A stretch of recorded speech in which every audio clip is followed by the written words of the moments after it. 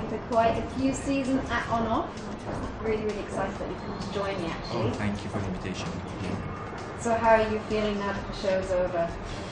Exhausted, and I'm so relieved that it's over because obviously I was working yesterday until like about 5 o'clock in the morning, and finishing the touch because I'm such a perfectionist. Everything has to be done the right way, and it just takes forever. There's a lot of hand sewing to make it look great, and on the outside as well it looks great on the inside. So everything takes much longer. Yeah, you wouldn't be able to get the same effect using machine. On machine, yeah. So how many seamstresses do you have working on collection? During quiet time, normally about 3, and then during busy time, about 10. When is the starting point of a new collection? Do you next week already start thinking about the new collection? Yeah. Immediately afterwards? Absolutely. You're already thinking about it right now? The next one I'm thinking is going to be the cruise collection, which is the in-between season. And then of course after that it's going to be Spring-Summer 2011. Can you believe it? Spring-Summer 2011. And we're not even in Spring-Summer 2010. So bizarre, the whole fashion industry, that you're always one step ahead and not quite there, and you're already thinking about winter jumpers and summer hasn't even started. And actually it's 3 seasons. You're thinking 3 seasons ahead, but you get used to it.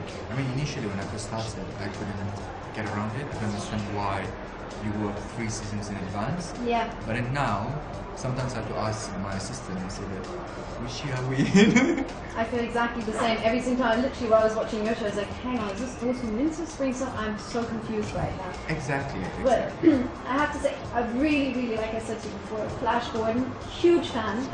Where did that come from?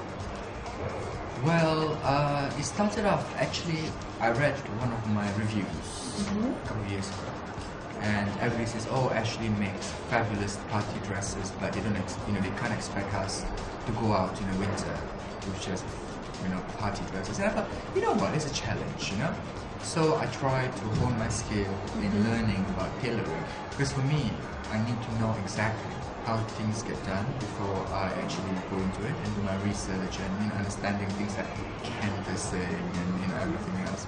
And I guess this was the first season I said, you know what, let's do it. And then of course one of my one of the iconic films is Flash Gordon. And I thought, you know what, let's do Flash Gordon. It's like looking into the future, but it's still relevant. It's what I call, I'm known for my goddess dresses, so it's like goddess dresses for the future.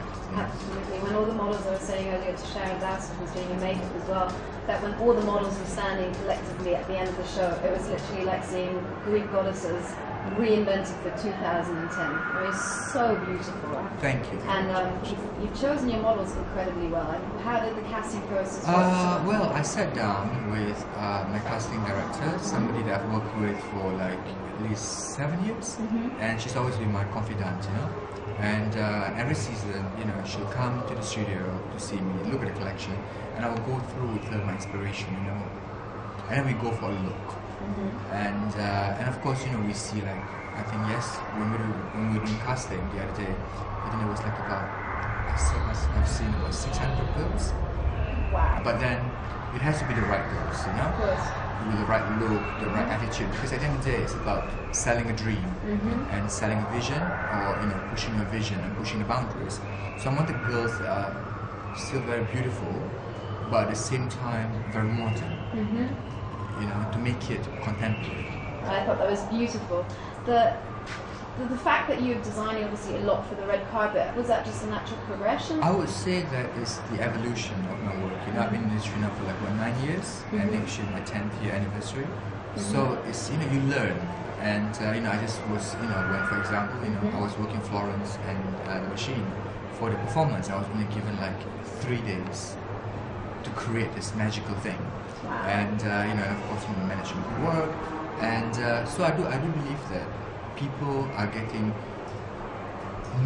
they know my brand, which I think is, I'm very blessed to be able to have the opportunity, to do something I'm very passionate about. But at the same time, I think that, I have evolved as a designer, and you have to think of the bigger picture. And I think it's important for designers, to listen to critique from, for example, buyers, because that's how you build your character and you build your strength, And that's why when I decided to go into tailoring, I'm like, you know what? Everything I can't do in tailoring. So you know what? I'm so going to prove them wrong. I can. It's just that I chose not to do it. You know what I mean? Yeah, definitely. And now, you know, I mean, I love tailoring. I think you create a shape and a silhouette that's contemporary and, you know, new and fresh. And I hope that, you know. Where did the passion for fashion come from, or where sort of when was the thought I want to be a fashion designer? By accident, actually. My mum was a seamstress in Singapore, and I was born in Singapore.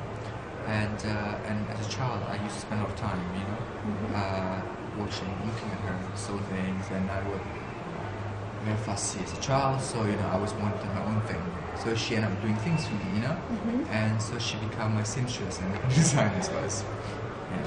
And I guess, you know, I didn't realize this until about 12, 13 years ago, and I decided to go to Martin, and you know I went to Middlesex after that, and university, and I kind of like, you know, strangely enough, a couple of years ago, journalists did a you know, like an interview with me, and they went through my whole childhood, and then that's the only time I realized that, oh my god, I used to be like that. You know, it was like I never thought of it like that way before, you know? Yeah. And I realized that, you know, it's always been as a child.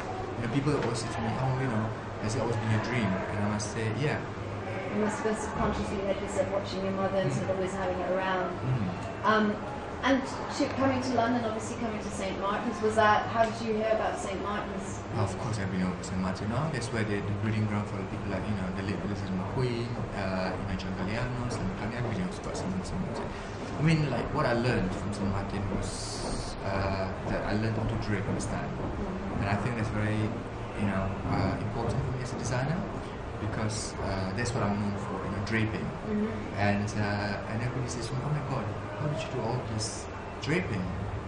And I'm like, you know, because you have to have the touch, you have to understand fabrics, and you have to understand, you know, a woman's figure, you know, in order to get the right shape.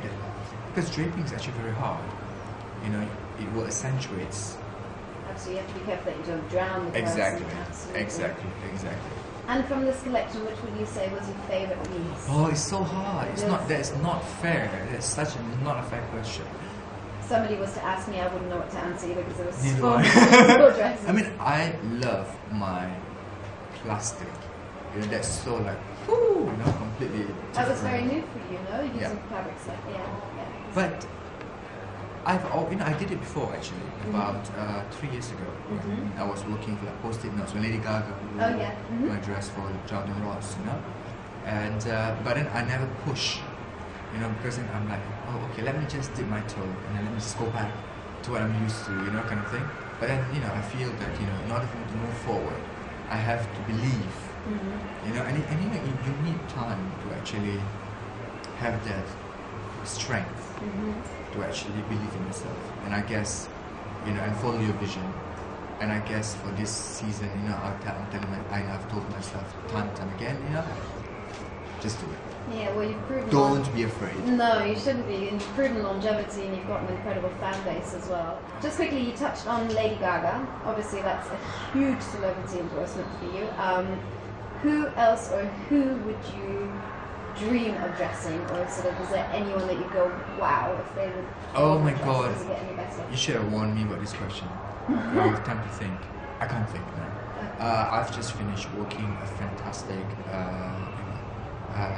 thing for Le Noisette in Shingwen, and for a tour, and I've just done a headpiece for Bedford Lashes, and for the new tour with Coldplay.